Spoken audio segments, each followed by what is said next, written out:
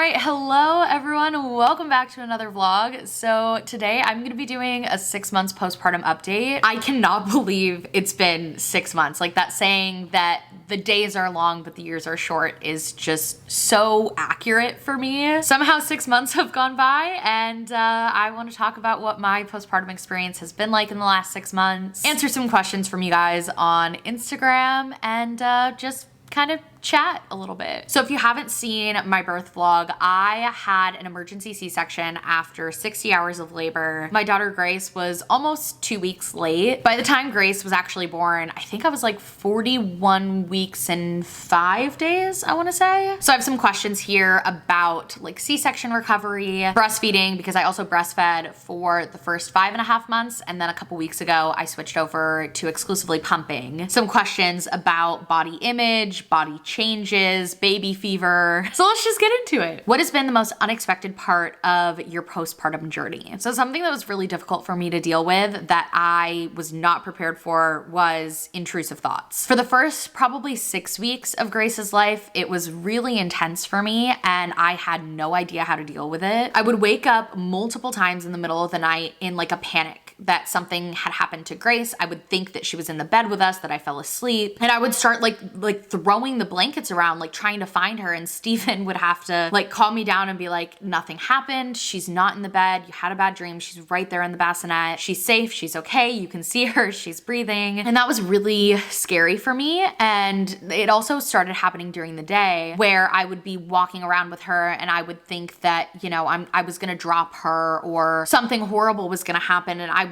would picture these things happening so vividly that it felt very real to me, and I would have like a physical response to that anxiety, and I really did not expect that. I didn't know that was a common thing that happened postpartum. Luckily for me, it went away around 6 weeks, and in those first 6 weeks, I did try to find ways to show myself that those things weren't gonna happen, that wasn't realistic, especially as someone like I've never really been an anxious person. I've never dealt with a lot of anxiety, and so I didn't know how to handle that. Those were incredibly new feelings for me. I had heard a lot about postpartum depression, but I really didn't hear much about postpartum anxiety and intrusive thoughts, so it really kind of caught me off guard. Okay, next question is about hair loss. I did have quite a bit of postpartum hair loss. It's stopped now, and the hair is actually starting to grow back a little bit, but basically under my little front pieces here, I have like 2 bald spots. And you can see where the little teeny baby hairs are starting to grow back in. I also lost some hair like along my part. So when my hair is fully down, you can see like the little baby hairs that are starting to pop up again, like on the top of my head. But when I was actually losing the hair postpartum, it was wild because I would be in the shower, I'd be like finger combing my hair. And usually, you know, I have quite a bit of hair that would come out in the shower when I'm brushing my hair. So I was used to that to some extent, but this was like, it was like chunks. Luckily, that was something that I was warned about by my friend Kenzie. So I was expecting that a little bit. I can imagine how disconcerting it would be to be pulling out like clumps of your hair in the shower if you didn't know that was a thing that happens postpartum. What was the most difficult part of your postpartum recovery? For me, with getting a C-section, the like curve of the recovery, like how much better it got every day, was so steep in a good way, in that like the first day was so difficult, but the second day was 10 times better than the first day. And the third day, 10 times better than the second day. So by a week, I was able to walk around. I was able to pick up Grace, shower on my own. By 2 weeks, I was able to like go out on a walk and push the stroller. I think around 2 weeks also is when I got cleared to drive. I'm not 100% sure though. What was I talking about? Oh, the most difficult part. But with it getting so much better every day, the first day was atrocious. It was definitely like a very low point for me. I was in an incredible amount of pain. Trying to walk for the first time after the C-section was really difficult and painful and scary. That was also when I was coming off of a lot of the stronger pain medicine. And so it was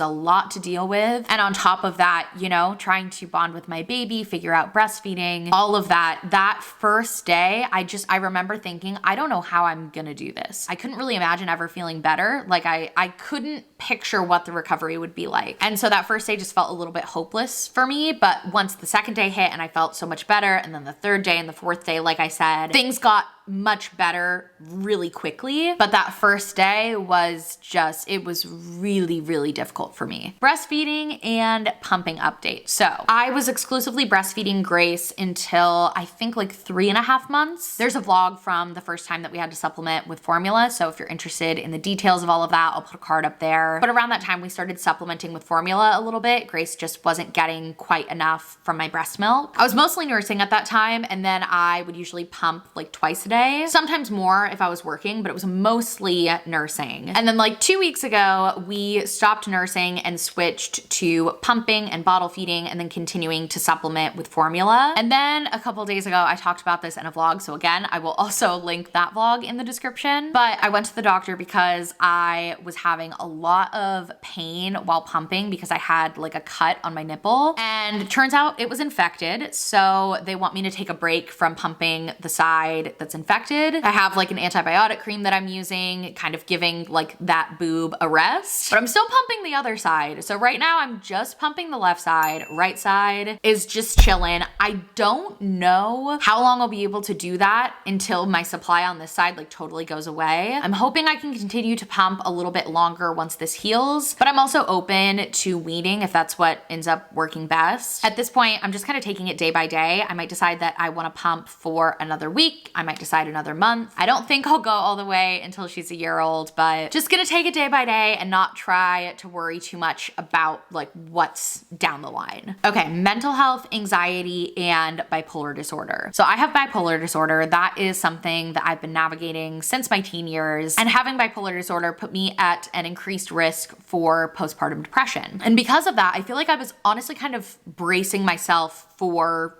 getting postpartum depression. I was almost expecting it, but postpartum, my mental health was really pretty good. You know, like I said, I dealt with some of those intrusive thoughts with anxiety. Also, I was definitely like much more emotional after birth. Some people call that the baby blues. I just cried a lot, happy cry, sad cry, everything cry. But my mental health as a whole, and also specifically my bipolar disorder, has been in a really good spot for the past 6 months. The way bipolar disorder is for me is it's very cyclical, and I'll go through cycles of being stable, then being manic, then going into a depression. And while I still have those cycles right now, it's much less extreme. So like my highs aren't quite so high, my lows aren't quite so low. And overall, I feel like I'm just in a really good place. I'm happy, I feel pretty stable, and I wish there was some magic thing I could say as to why that happened, but honestly, I don't really know, but I'm grateful for it. Can you talk a bit about the C-section scar and how it's healing? Yeah, so my incision site, it's like right at my bikini line. It was still really tender until I would say probably like 2 months postpartum. Now it's not tender at all. There's still a little bit of like numbness and tingliness there. I think I'll always have a scar there, but it's honestly a lot like smaller than you would think. With the C-section, they cut like a relatively small incision for what you would imagine, and then they like stretch it, which is kind of scary, but the incision itself is like not like it didn't leave a huge scar. When the incision site was still healing and still really sensitive though, wearing high-waisted underwear was like the best thing, because I did not want any sort of pressure on the incision. So definitely recommend getting yourself some good granny panties if you're having a C-section. Have you gotten your period yet? If so, has it been different from pre-baby cycles? So I have not had my period yet. I don't know if that's because of just the fact that I'm still breastfeeding. I know sometimes that can delay your cycle coming back for some people, or if it's because of PCOS. I have PCOS, and that made my cycles pretty irregular before I got pregnant, which was one of the things that made it harder to get pregnant, but I was able to manage my PCOS and also make my cycle a little bit more regular through medication and diet. So once my cycle does come back, whenever that may be, that's definitely something that I want to be on top of again. But yeah, as of right now, my last period was August of 2020. So it has been over a year without a period, and I know it's a good thing that my period will come back, you know, that my body is returning to some sort of normalcy, but I'd be lying if I said it wasn't great to not bleed for the past year. How are you doing on your self-love and body positivity journey post C-section? So I feel like pregnancy kind of gave me this whole new appreciation for my body in that it was giving life to my daughter. And that feeling has really stayed with me after birth. I just like, I'm amazed at what my body was able to do. And even though it's changed a lot from giving birth and I have more of a tummy pooch, I have more stretch marks, I have the incision, I have bald spots. There are so many things that have changed because I went through pregnancy and birth. All of those changes haven't changed the way that I feel about my body. I love my body. It's my home. Most days I feel pretty good in my body. And there are definitely still hard days. And I do think on those harder days, sometimes I do tend to focus a little bit more on how my body doesn't look the way it did a year ago. Those days are in the minority. And I think I'm able to keep myself from like falling in like really deeply to that mindset of wishing for the pre-baby body. Hopefully that made sense. It was a little rambly. Next question. Are you feeling any baby fever yet? It hit for me at 6 months with my first. So I have not had any baby fever yet. I am not currently desiring to be pregnant. Maybe that will change in the future. You know, I think Steven and I do want to have more kids, but I don't feel ready for that yet. I feel like I'm good with where I'm at right now. It's probably going to be a little while until we even have those conversations because that is just so far from the mindset that I'm in now. I cannot imagine getting pregnant again anytime soon. Did your feet grow? So yeah, this was not, I didn't know this. I knew that your feet swelled up during pregnancy, but I thought they went down like back to their normal size. My feet have probably grown like a quarter of a size in terms of like length. So the length of most of my old shoes fit, I used to be like a size 7.5 to an 8. And now I'm like a pretty true 8. So all of the size 8 shoes that I have still fit lengthwise, which I keep emphasizing the length because my feet actually got like significantly wider. So a lot of my shoes now are too narrow. I've bought 2 new pairs of shoes since I gave birth and I've had to get like a wide size for each of those. Like I'm getting an 8 wide. So I would say like half of my pre-pregnancy shoes fit, like the ones that just happen to be a little bit wider and are in a size 8. And anything that's in a 7.5 or anything that's like a little bit more narrow, not happening. Like none of my flats or sandals can work. They're way too uncomfortable. So pregnancy made my feet like a little bit longer, but a lot of bit wider. How long before you felt semi-normal in your body? So at 2 weeks was the first time that I was able to like go out on a walk, but I definitely did not feel like myself yet. I think when I really started to feel like myself was when I was able to start exercising again. And that was at 6 weeks. And I feel like at that point, I really didn't feel any pain, any hindrance from the C-section. I feel like my stomach had gone down and I didn't look pregnant anymore. And so physically I started to feel like myself. And then also around 6 weeks is when my emotions kind of started to even out and the really intense intrusive thoughts went away. That's also around the time that I started getting into like a good groove, a good routine with Grace. And so I think 6 weeks was kind of the magic spot for me where I was like,